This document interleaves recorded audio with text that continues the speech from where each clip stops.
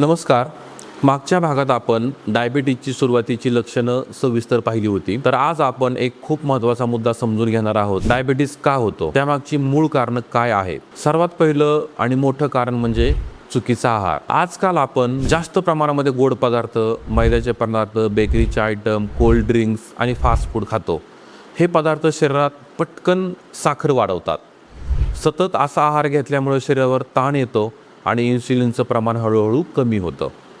दुसरं महत्त्वाचं कारण म्हणजे चुकीची लाईफस्टाईल. चुकीची लाईफस्टाईल म्हणजे एकाच जागी बसून जास्त राहणे, मोबाईलवरती किंवा स्क्रीनवरती तासनतास बसणे, चालणं फिरणं कमी होणं, शरीरातील मेटाबॉलिझम स्लो होतं, साखर योग्य प्रमाणे वापरली जात नाही, त्यामुळे ती रक्तामध्येच वाढू लागते. खाल्लेलं अन्न जर आपण एका जागी बसून जिरवलं तर ती साखर ऑब्व्हियसली रक्तामध्येच वाढणार आहे. खाल्लेलं अन्न जर आपण चालल्यामुळे म्हणा, व्यायाम केल्यामुळे म्हणा किंवा शारीरिक हालचालींनी जर आपण ते जिरवलं तर आपल्या शरीरामध्ये कदापि साखर वाढत नाही. हे आपण सर्वात महत्त्वाचं समजून घेतलं पाहिजे. तिसरं महत्त्वाचं कारण म्हणजे ताणतणाव, ज्याला आपण स्ट्रेस म्हणतो. जास्त ताण घेतल्याने शरीरातील काही हार्मोन्स वाढतात, जे साखरेचं प्रमाण शरीरामध्ये न वाढवता रक्तामध्ये वाढवतात. साखरेचा बॅलन्स बिघडतो आणि डायबिटीजचा धोका आपल्याला चालू होतो. तर आयुर्वेदिक दृष्टिकोनानुसार पाहिलं तर डायबिटीजला प्रमेह असं म्हटलं जातं. यामध्ये मुख्यतः कफ दोष वाढतो. जेव्हा आपण जास्त गोड, थंड, जड पदार्थ खातो आणि हालचाल कमी करतो तेव्हा आपला कफ वाढतो. याचबरोबर पचनशक्ती म्हणजे अग्नी कमजोर होणे.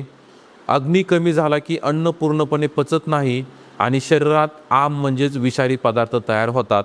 हे आम शरीरात साचत जातात आणि हळूहळू विविध रोग निर्माण होतात. त्यापैकी एक म्हणजे डायबिटीस.